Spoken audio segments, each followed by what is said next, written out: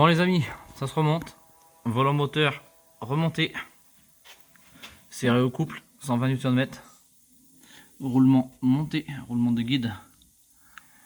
Tac tac tac. Ça prend forme. Qu'est-ce que je peux vous montrer d'autre? La boîte. La boîte. Faut que je voie là le guide de butée. Mais bon, c'est un peu marqué ici, mais ça se sent à peine au doigt. Celui-là, je le change. J'en mets un renforcé que mon collègue a fait. Ça c'est un d'origine. Ça c'est mon collègue qui m'a fabriqué ça en tournage. Hop. Je me suis dit qu'en inox, ça pourrait être plus costaud. On verra bien. Parce qu'en plastique, eh bien, il se bouffe. La fourchette, tout ça, faut que... Comment dire, je nettoie tout ça. La butée elle est là-bas. Les aires de transmission, faut que je les fasse tout modifier pour que ça passe. Là il y a un chantier aussi, hein. Autant vous dire que c'est pas prêt d'être fini. Il y a tout ça. Mais bon, ça suit son cours. L'embrayage, ben il est là. Donc là il fait très chaud, il fait 34 degrés aujourd'hui là. Je vais vous dire que dans le garage avec les tôles là, avec le temps qu'il fait, bah j'ai pas froid du tout, il fait très chaud. C'est un truc de ouf. Voilà, donc là on a le premier mécanisme, après la flasque et l'autre mécanisme. Donc, tout ça à monter. Et voilà, serré au couple. J'ai toutes les revues techniques hein, complètes. Tu vois. Coupe de serrage, des Newton 12, donc ça fait 120 Nm. Tout simplement. Ça après c'est du par cœur. Donc voilà, c'est serré au couple. Il me reste à tout assembler. Et puis ça va être pas mal. Allez, c'est parti. Bon, premier disque monté. Donc ça c'est fait. Hop, le guide il est là. Tac, nickel.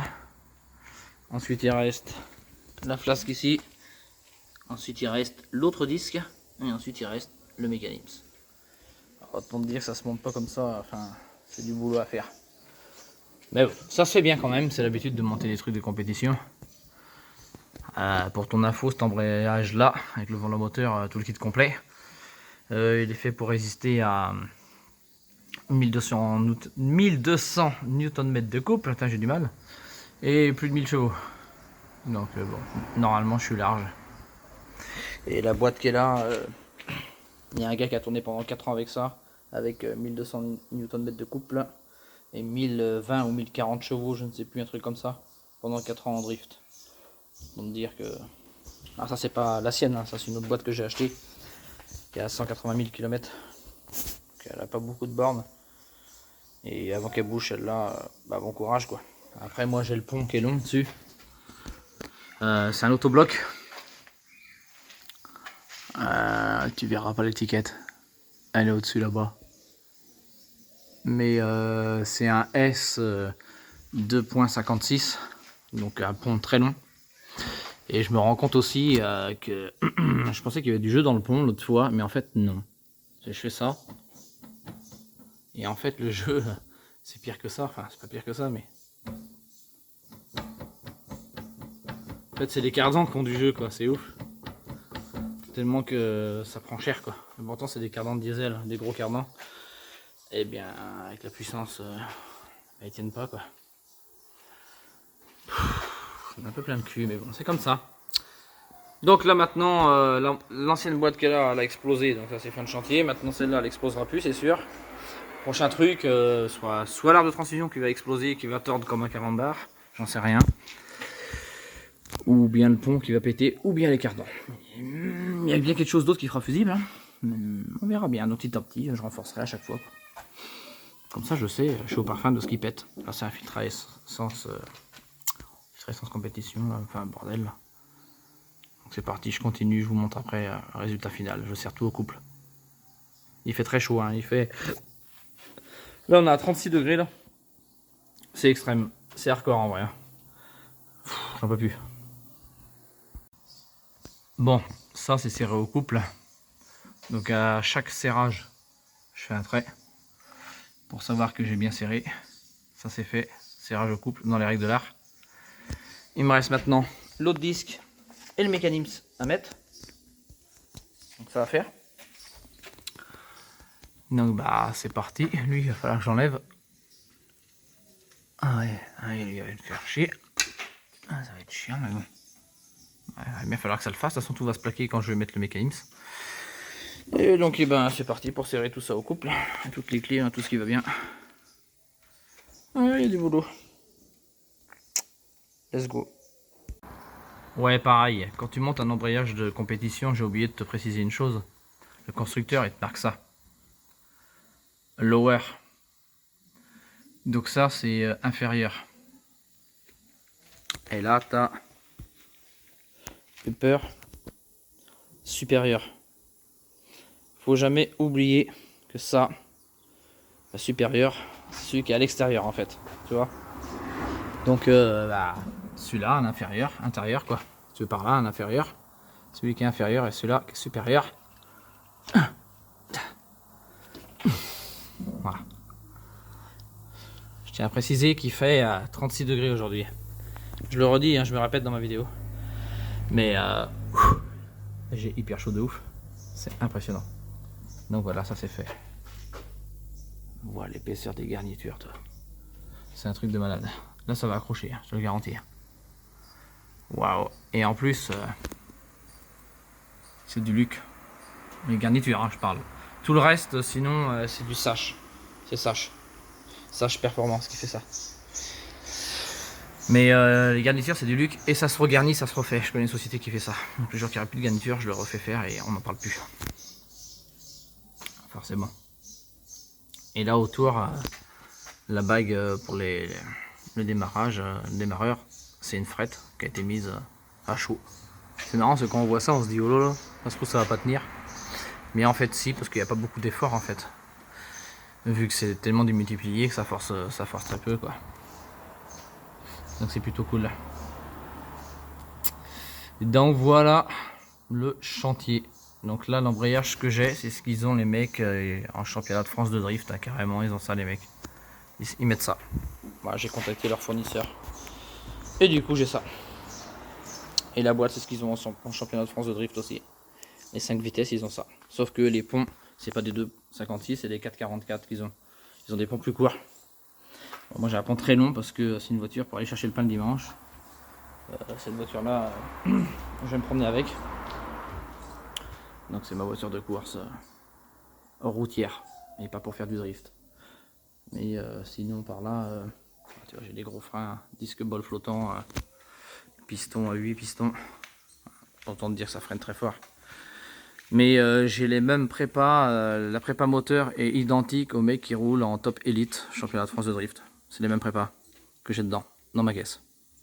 Je me suis fait un petit plaisir il y a des années de ça et j'ai la même prépa qu'eux. Voilà, pour ceux qui ne le savent pas. Maintenant vous le saurez. Je parle de la même prépa moteur. On parle pas après. Maintenant au niveau, on parle pas au niveau boîte et pompe parce que les mecs ils ont des trucs un peu plus ouf. Mais pour ce que je veux faire, ça va aller très bien. Hormis, comme je dis, la transmission qui lâchera à un moment donné, c'est une certitude. Peut-être pas forcément, mais plus le pont, les cardans. Je pense que les cardans qui vont faire fusible. Et ça, c'est jamais agréable quand on tombe en panne, quoi. Enfin, ceux qui ont des caisses réparées me comprennent. Voilà. Donc bah c'est parti. Je continue le chantier, je te refais une vidéo après. Et voilà, tout est monté, tout est réglé. Tout est réglé au 10e près. Tout est magnifique. Gros chantier. Enfin, quand je dis gros chantier, ça c'est bien, hein, mais faut faire ça dans les règles de l'art pour pas être emmerdé, quoi. Tu vois. Donc ça c'est fait. Il me restera la boîte après à monter, mais avant faut que je commande de la pièce un peu neuve. Et puis on sera bien, quoi. L'ancien embrayage il est là. Donc voilà, voilà. Donc affaire à suivre sur la petite bébête. Voilà, voilà. Bon, c'est parti. J'ai démonté le démarreur de la BM en 1000 morceaux. Donc les charbons, il y a de l'usure, mais ça peut encore faire. Donc je vais tout nettoyer, tout décaper, tout dégraisser. Ensuite, après, regraisser les points qu'il faut graisser. J'en ai démonté un autre qui est grippé Mais les charbons sont encore plus usés, je voulais les récupérer, bon c'est pas grave.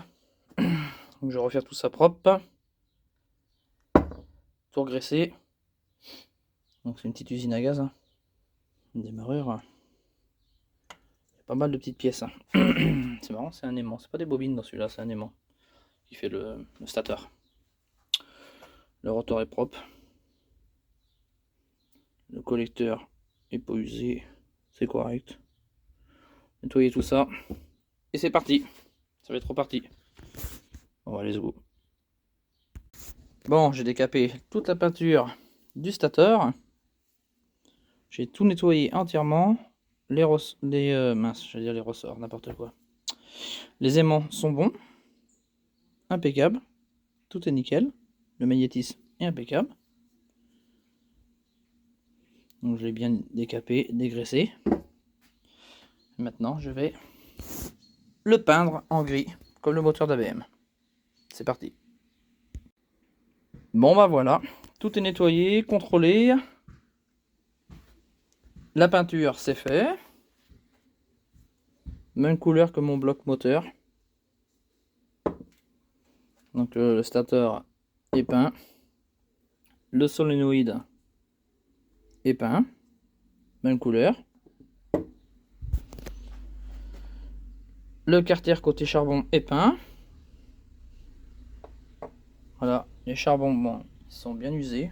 Donc j'aurai juste à les changer, après c'est une rigolade à faire. Donc voilà, j'en ai pas sur place. Mais je vais tout regraisser propre et tout remonter. Noyau plongeur, il est nickel, nettoyé. Enfin, tout est propre. Tout est nif. Donc, eh bien, il n'y a plus qu'à. Et voilà, après une petite après-midi de boulot, ce démarreur est refait. Je l'ai repeint. Bon, c'est pour faire plus propre, mais la peinture, on sait bien qu'elle tiendra pas forcément.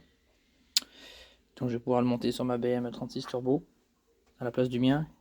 Car le mien, des fois, je démarrais, ça faisait. Et dès que je relâchais, c'est-à-dire qu'il il se mettait d'un coup à prendre. Je sais pas pourquoi, pourquoi, ce qui se passe là-dedans, mais il a sûrement des faiblesses. Enfin, j'espère que c'est que le démarreur, que c'est pas le Neyman ou je ne sais quoi, mais bon, je pense pas. Voilà, tout refait propre. Les charbons, il restera les charbons à changer. Il reste que un quart qui est bon, les charbons, mais bon. Bon, après ma voiture, je la sors pas tout le temps, donc je pense que c'est faire. Donc on va tester ça. On va tester la bête. Ça c'est une batterie lithium que j'ai fait maison. Avec ça je démarre tous les véhicules que je veux. Je suis même pas embêté, même des V8 tu les démarres sans problème avec. Elle fait 413 ampères et 53 ampères-heure. Ça c'est la nouvelle que j'ai faite qui est beaucoup plus grosse. Qui elle envoie du steak, hein, pour moi. Elle a fait 1000 ampères à 1000 ampères. Pas loin de 100 ampères-heure. Ça commence à causer, hein. C'est une grosse batterie lithium. Et là on vient brancher des pinces dessus. Et voilà, mais bientôt je vais en faire une autre comme celle-là, mais plus compacte pour démarrer les véhicules. Enfin bref, c'est pas trop le sujet. Alors, les démarreurs. Pour essayer un démarreur, c'est simple. Tu mets ton positif toujours ici. Ton négatif, tu le mets là. Voilà. Tu prends un tournevis. Là. Et là. Et là, ça va exciter ton noyau plongeur et ça va le démarrer. Ça va faire comme si ça démarre. Bon, par contre, il risque de bouger le PPR. Je vais le maintenir un peu. Si je suis à une main, ça va pas être simple. Allez, on est parti. Alors, ça fait des étincelles, c'est normal. Voilà. Il démarre le véhicule, ça fait ça.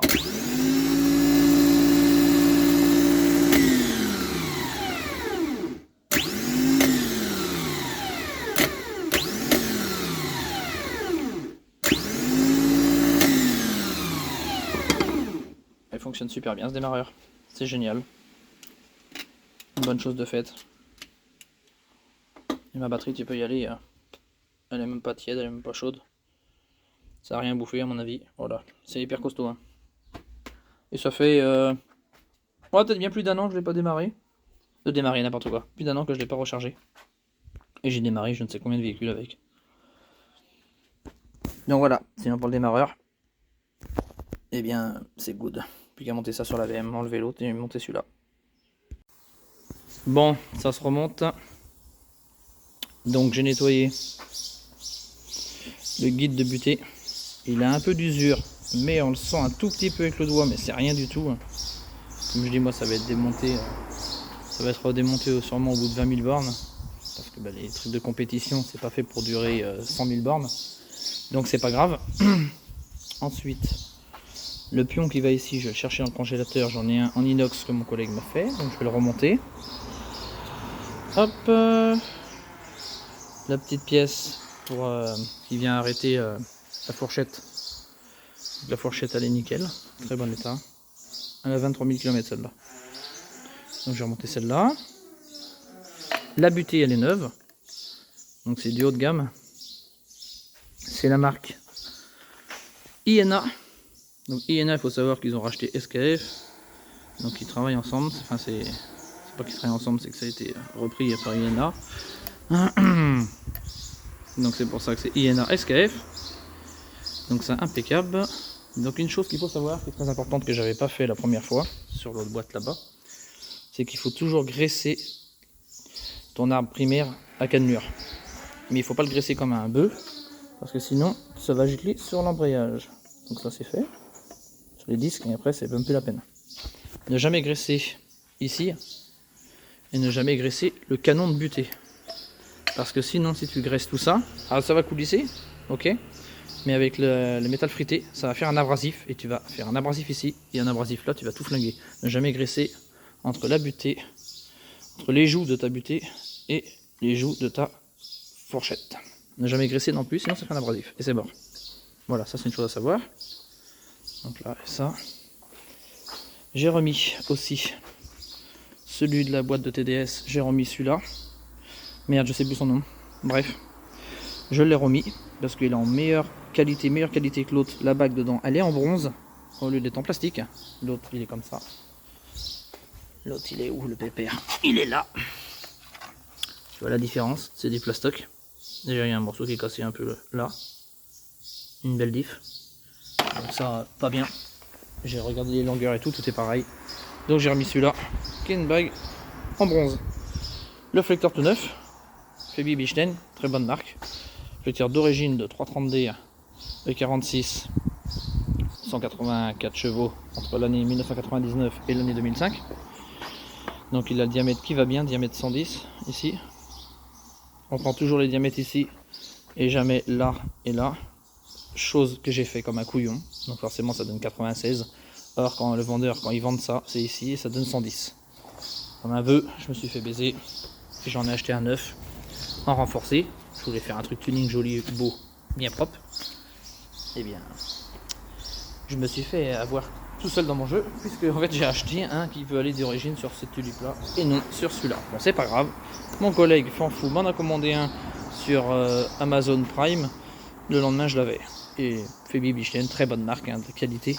Et d'ailleurs d'origine ils tiennent nickel les 1000 chevaux sans problème, et ils tiennent les 1200 Nm de couple sans problème. Même les gars en championnat de France de drift, ils mettent ça de l'origine et ça bouge pas. Donc c'est super. Pour moi, ce que je fais avec la voiture, je te garantis que ça va le faire. J'ai plus qu'à remonter tout ça propre. Là, voilà, là c'est fait. Hein. Tu vois, tout ça c'est monté. J'ai plus qu'à enlever cette pige. Je vais faire autre chose avant de faire tout ça tant que je suis à l'aise. Je vais sortir mon ancien démarreur. Bon courage. Ça va être chiant. Parce qu'il déconnait de temps en temps et décrochait. Et je vais mettre le nouveau. Enfin, l'ancien nouveau que j'ai tout refait propre. Regraissé, révisé entièrement, démonté en 1000 morceaux et refait. Voici, je te montre ça tout de suite, ce que j'ai fait. Voilà. Donc, voilà, et ensuite, bah, après, une fois tout est monté, prendre toutes les cotes pour l'arbre sur mesure qui va aller ici. Demi-arbre et demi-arbre de 330 46 184 chevaux. Donc j'aimerais mettre le demi-arbre et mettre celui-là, couper juste ici, là. Couper là. Couper là et récupérer ça et souder sur l'autre. Pour avoir un arbre plus gros, plus costaud, avec un gros palier. À voir. J'ai envie de dire à voir. Donc eh ben, c'est parti. Je vais monter la fourchette et tout, et je refais une vidéo direct. Bon, allez, c'est parti. J'ai été chercher ça au congélateur. Le petit chibron comme ça là. Regarde. Je vais le monter. Ce qui est le top, c'est de le mettre dans le congélateur. Comme ça, après que tu fais ça, il se monte direct. Bon, on sait jamais, j'ai prévu marteau, une cale pour pas l'abîmer. Donc je vais monter ça. C'est parti. Bon, bah j'ai essayé de le monter, ça va pas. Le collègue a dû spinner dans sa cote. Et du coup, il ne rentre pas. Bon, bah, il n'y a plus qu'à enlever. J'espère que je vais pas trop galérer. Fait yesh. Bon, ça y est, le petit chibron est mis. Je suis obligé de réaliser l'alésage. Et ça, la petite pince ici est mise aussi. Ça va être parfait ça. Je les ai collé ça là, l'autre petite. Hein. Comme ça, moi, ça bougera plus. Petit point de graisse ici qui va aller dessus. Et c'est tout. L'autre côté, on n'en met pas puisque c'est du plastique qu'il y a sur le récepteur. Bon, bah, montage de la fourchette. Bon, bah, plus qu'à présenter l'enfant à sa mère. Donc, les vis principales qui tiennent la boîte sont ceux-là, ceux-là, ceux-là et ceux-là. Ça, c'est le démarreur. Ah non, avant, j'ai oublié de faire quelque chose en fait. Putain. Ah ouais, non, j'ai oublié de faire quelque chose. Changer ce démarreur. Bon, bah, je m'y colle.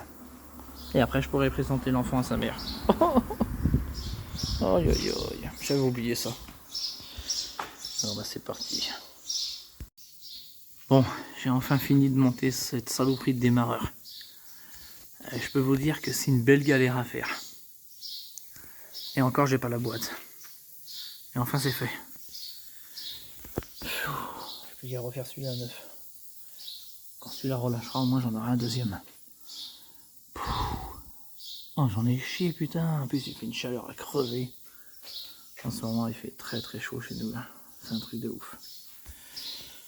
Bon, bah voilà, la boîte sera pas montée ce soir. J'arrête, je reprendrai demain. Bon, bah les amis, vous savez quoi? Je suis grave dans la merde, encore une fois de plus. Encore une fois de plus. Ah, franchement, j'en ai marre. Donc là, j'ai monté mon flecteur. Donc c'est bien un flecteur de 330D. De 330D E46 184 chevaux. Donc lui, il se monte sur ma tulipe de boîte sans problème. Tout va dedans. Bon, après, j'ai un écart entre là et là. Alors que pour moi, ça devrait épouser à fond. Après, c'est peut-être normal quand je viens serrer, quand je viens resserrer très fort au couple. Hein, peut-être que ça va venir s'écraser un peu. Admettons que c'est normal. Et là, le sort s'acharne encore contre moi une fois de plus. L'arbre que j'ai commandé, et ben ça va pas. Regarde. Et voilà. Regarde ça. Rien ne va. Rien ne va. Nulle part. Rien ne va. Oh, je suis dégoûté. Là, je sais même pas comment je vais faire. Pourtant, c'est un arbre de 46. En plus, c'est marqué dessus. Il y a la référence et tout. Et où ça m'a fait douter, où j'ai vu qu'il y avait un truc qui était pas normal, c'est quand j'ai vu la tulipe. J'ai vu que dedans, il y avait des alaisages. Et là, j'ai vu que ça ressortait ici, sur le flecteur. Quand j'ai vu ça, j'ai fait... C'est bizarre, cette affaire. Et je regarde là. Et là, je fais... Ah. Ah ouais, d'accord. J'ai compris. Ça n'a rien à voir, c'est un arbre différent que la boîte que j'ai. Je sais pas comment je vais faire. Je suis dans la merde. Je sais pas. Bon bah, elle est pas prête d'être montée, je pense là. Oh la galère. Quelle misère.